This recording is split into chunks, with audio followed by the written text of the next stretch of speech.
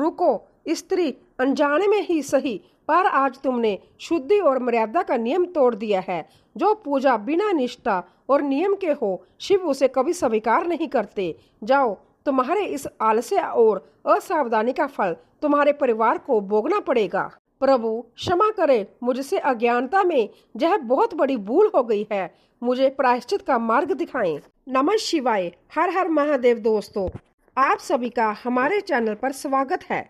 सावन का पावन महीना महादेव की भक्ति का सबसे उत्तम और फलदायी समय माना जाता है। इस महीने में की गई थोड़ी सी भी पूजा का कई गुना अधिक फल प्राप्त होता है। परंतु क्या आप जानते हैं कि शास्त्रों में ऐसी 3 परिस्थितियां और 3 प्रकार की स्त्रियों का वर्णन किया गया है जिन्हें सावन के महीने में शिवलिंग पर जल अर्पित नहीं करना चाहिए। यदि कोई अज्ञानवश जल्दबाजी में इन नियमों की अवहेलना कर दे तो उसकी पूजा का पूर्ण फल नहीं मिलता, बल्कि उसे जीवन में अनेक प्रकार की कठिनाइयों और कष्टों का सामना भी करना पड़ सकता है। लेकिन आखिर वह 3 स्त्रियां कौन सी है, उनके लिए ऐसा नियम क्यों बनाया गया है और इसके पीछे भगवान शिव का क्या गूढ़ रहस्य छिपा है? एक बार यही प्रश्न जगत जननी माता पार्वती के मन में भी उठा था।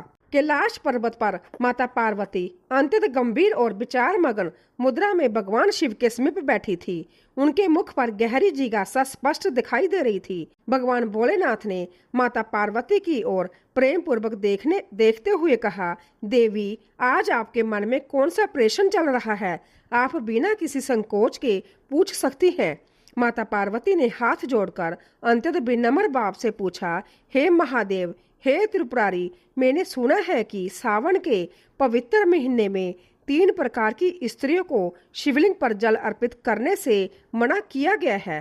वह 3 स्त्रियां कौन सी है और इसके पीछे क्या शास्त्रीय कारण है? कृपया मुझे विस्तार से बताइए ताकि संसार के सभी शिव भक्त इस सत्य को जान सके और अनजाने में होने वाले पाप से बच सके।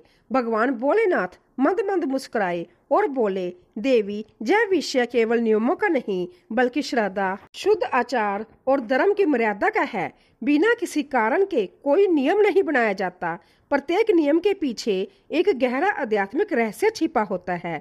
यदि मैं तुम्हें सीधे उन 3 स्त्रियों के नाम बता दूंगा तो लोग उसका वास्तविक अर्थ नहीं समझ पाएंगे। इसीलिए मैं तुम्हें एक प्राचीन कथा सुनाता हूँ। इस कथा के माध्यम से तुम्हें संभव बोध हो जाएगा कि वह 3 स्त्रियां कौन सी है, उन्हें सावन में जल अभिषेक क्यों नहीं करना चाहिए और इससे प्रत्येक शिव भक्त को क्या शिक्षा मिलती है। इतना कहकर भगवान भोलेनाथ ने कथा का वर्णन आरंभ किया। हे देवी, प्राचीन काल की बात है। एक पवित्र नदी के तट पर काशीपुर नाम का एक अत्यंत समृद्ध और धार्मिक नगर बसा हुआ था। उस नगर में सत्यव्रत नाम का एक विद्वान और ज्ञानी ब्राह्मण अपनी पत्नी और एकमात्र पुत्री के साथ निवास करता था। वह वेदों का प्रकांड पंडित, धर्म का पालन करने वाला और भगवान शिव का अनन्य भक्त था। उसके घर में प्रतिदिन प्रांत्य और संध्या के समय शिव आराधना होती थी। दूर दूर से लोग उसके पास धर्म और शास्त्रों का ज्ञान लेने आते थे। सत्यव्रत की पुत्री का नाम अनुसुईया था। वह बचपन से ही अत्यंत सरल, विनम्र और सात्विक स्वभाव की थी। उसे संसारिक धन, आभूषण और वैभव से कोई विशेष लगाव नहीं था। उसके जीवन का सबसे बड़ा आनंद भगवान शिव की भक्ति में ही था। प्रतिदिन ब्रह्मा मुहूर्त में उठना, स्नान करना, गौ माता की सेवा करना और उसके बाद नगर के प्राचीन शिव मंदिर में जाकर श्रद्धा पूर्वक शिवलिंग पर जल, बेलपत्र, दूध और चंदन अर्पित करना उसका अटल नियम था। जब तक उसकी पूजा पूर्ण नहीं हो जाती थी, वह अन्न का एक दाना भी मुंह में नहीं डालती थी। समय बीतने के साथ अनसुईया की भक्ति और सदाचार की चर्चा पूरे नगर में होने लगी। उसी नगर से कुछ दूरी पर एक छोटा सा गांव था। वहां रुद्र नाम का एक युवा ब्राह्मण अपने माता पिता के साथ रहता था। रुद्र अत्यंत विद्वान, सत्यवादी, संस्कारी और सेवाभावी युवक था। प्रतिदिन अपने वृद्ध माता पिता की सेवा करना, गौ रक्षा करना और शिव मंदिर में दीप प्रज्वलित करना उसका नित्य नियम था। जब सत्यव्रत ने रुद्र के श्रेष्ठ गुणों के विषय में सुना तो उन्होंने मन ही मन निश्चय कर लिया कि यह युवक उनकी पुत्री के लिए सर्वथा योग्य वर है। दोनों परिवारों की सहमति से शुभ मुहूर्त में अनसुईया और रुद्र का विवाह बड़े ही धूमधाम से संपन्न हुआ। विवाह के बाद अनसुईया अपने ससुराल पहुंची। वहां भी उसने अपने संस्कारों को बनाए रखा। वह अपने सास ससुर की भक्ति भाव से सेवा करती, पति का सम्मान करती और प्रतिदिन नियम पूर्वक भगवान शिव की आराधना करती रही। उसके शुभ कर्मों और भक्ति के प्रभाव से घर में सुख शांति और समृद्धि छा गई। इसी बीच पावन श्रावण मास का आगमन हुआ। पूरे गांव में उत्साह का माहौल बन गया। मंदिरों में तैयारियां होने लगी। अनसुईया ने भी अपने पति रुद्र से कहा, स्वामी, इस बार मैं पूरे सावन मास में पहले से भी अधिक नियम और निष्ठा के साथ भगवान शिव की पूजा करूंगी और 16 सोमवार का निर्जल व्रत रखूंगी। रुद्र ने मुस्कुराकर कहा, तुम्हारी भक्ति पर महादेव की कृपा सदैव बनी रहे। मैं हर कदम पर तुम्हारा साथ दूंगा।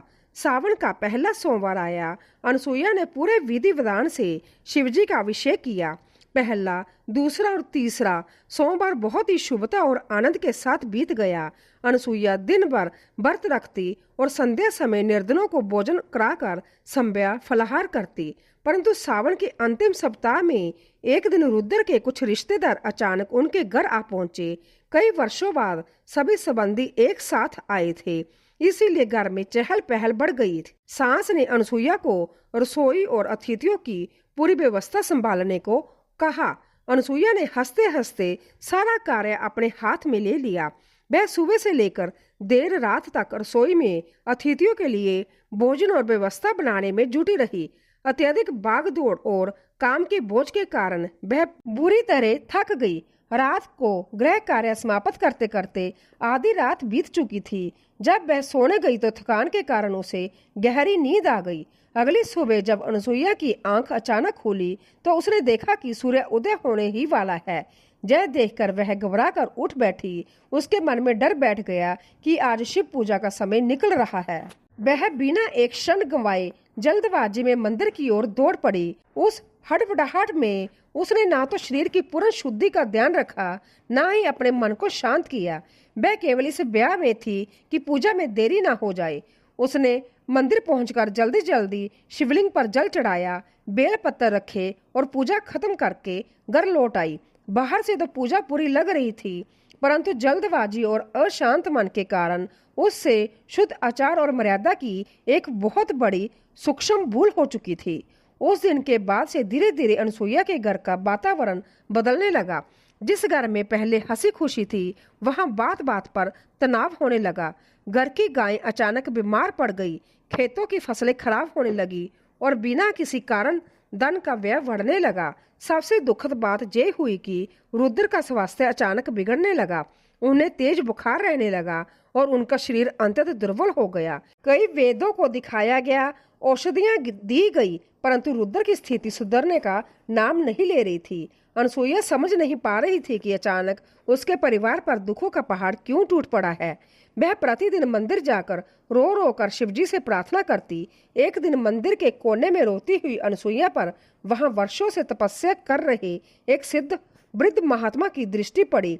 महात्मा जी वेद शास्त्रों के प्रकांड विद्वान थे। उन्होंने अनसुईया को अपने पास बुलाया और कहा, बेटी, मैं कई दिनों से तुम्हें देख रहा हूँ। तुम्हारी आंखों में गहरा दुख है। आखिर ऐसी कौन सी पीड़ा तुम्हें सता रही है? अनसुईया ने रोते हुए महात्मा जी के चरण स्पर्श किए और अपने परिवार की सारी विपत्ति सुना दी। महात्मा जी ने कुछ क्षणों के लिए अपनी आंखें बंद की और ध्यान लगाया। जब उन्होंने आंखें खोली तो उनका चेहरा गंभीर था। उन्होंने कहा, बेटी, संसार में बिना कारण कोई दुख नहीं आता। सावन के महीने में जिस दिन तुम अत्यधिक जल्दबाजी में मंदिर आई थी, उस दिन तुम्हारा मन अशांत था और तुमने बिना पूरी शुद्धि व विधि का पालन किए शिवलिंग पर जल अर्पित कर दिया था। भगवान शिव केवल जल या बेल पत्र के भूखे नहीं है, वह भक्त के मन की पवित्रता, मर्यादा और एकाग्रता को स्वीकार करते हैं। तुम्हारी उसी अनजानी भूल के कारण तुम्हारे जीवन में यह परीक्षा आई है। यह सुनते ही अनसुईया के पैरों तले जमीन खिसक गई। उसे अपनी भूल का भान हुआ और वह रोते हुए बोली, गुरुदेव, मुझसे यह अपराध जानबूझकर नहीं हुआ। मैं तो केवल समय बीत जाने के डर से घबरा गई थी। कृपा करके मुझे प्रायश्चित का उपाय बताइए ताकि मेरे पति के प्राण बच सके। महात्मा जी ने दया भाव से कहा, बेटी, सच्चा पश्चाताप ही पहला प्रायश्चित है। यदि तुम्हारा भाव सच्चा है तो महादेव अवश्य क्षमा करेंगे। आज से पूरे 1 वर्ष तक प्रतिदिन ब्रह्मा मुहूर्त में स्नान करके शिवजी का जल अभिषेक करो, महामृत्युंजय मंत्र का जप करो, गौ सेवा करो और निर्धनों को अन्नदान दो। अपने मन से अहंकार और जल्दबाजी को त्याग दो। अनसुईया ने महात्मा जी के बताए सभी नियमों का पूरी निष्ठा से पालन करना शुरू कर दिया। उसने 1 वर्ष तक कठोर साधना की। जब 1 वर्ष पूर्ण हुआ और सावन के अंतिम सोमवार का दिन आया तो अनसुईया मंदिर में निर्जल व्रत रखकर महामृत्युंजय मंत्र का जप कर रही थी। मध्य रात्रि के समय मंदिर के गर्भगृह में एक अलौकिक दिव्य प्रकाश फैल गया। शिवलिंग पर रखा एक बेलपत्र बिना किसी स्पर्श के संभव नीचे गिर पड़ा। महात्मा जी ने उस बेलपत्र को उठाया और अनसुईया को देते हुए कहा, बेटी, महादेव ने तुम्हारी परीक्षा और प्रायश्चित को स्वीकार कर लिया है। जय संभ्या शिव का प्रसाद है, इसे तुरंत जाकर अपने पति को खिला दो।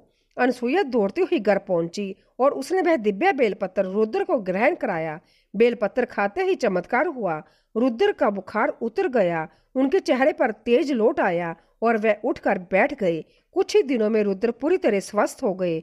घर की गाय ठीक हो गई और उनके परिवार के सारे कष्ट व दरिद्रता हमेशा के लिए समाप्त हो गई।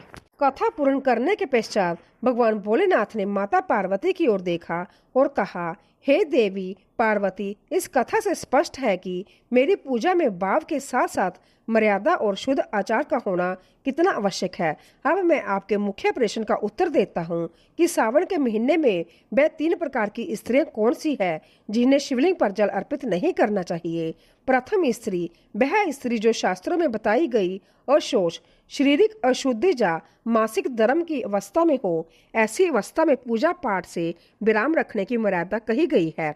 उस समय स्त्री को शिवलिंग का स्पर्श या जल अभिषेक नहीं करना चाहिए, बल्कि मन ही मन मेरा स्मरण करना चाहिए। नंबर 2, वह स्त्री जो अपने मन में छल कपट, क्रोध, ईर्ष्या, अहंकार या दूसरों के प्रति द्वेष भावना रखकर केवल लोग दिखावे के लिए शिवलिंग पर जल चढ़ाती है। ऐसी स्त्री द्वारा चढ़ाया गया जल मुझे नहीं, केवल पत्थर को स्पर्श करता है। नंबर 3, वह स्त्री जो बिना शुद्ध आचार का ध्यान रखे, बिना विधि विधान के और बिना अपने मन को एकाग्र किए केवल जल्दबाजी या उपराचिकता पूरी करने के लिए शिवलिंग पर जल अर्पित कर देती है। ऐसी पूजा अधूरी मानी जाती है और उसका कोई पुण्य प्राप्त नहीं होता। हे देवी, जो भक्त इन तीनों मर्यादाओं को समझकर शुद्ध मन और शांत चित्त से मेरी आराधना करता है, उस पर मेरी कृपा सदैव बनी रहती है और उसके जीवन के सभी संकट दूर हो जाते हैं। दोस्तों, आशा करते हैं कि आपको सावन शिव पूजा के नियमों पर आधारित यह पुरानी कथा अवश्य पसंद आई होगी। यदि आपको यह वीडियो अच्छी लगी हो तो इसे लाइक करें, अपने मित्रों व परिवार के साथ शेयर करें और हमारे चैनल को सब्सक्राइब करना न भूलें। आप हमारे इस चैनल पर प्रतिदिन शिव पुराण की कथा और सावन महात्म्य की रोजाना कथा सुन सकते हैं और कमेंट में हर हर महादेव लिखना न भूलें। धन्यवाद। हर हर महादेव।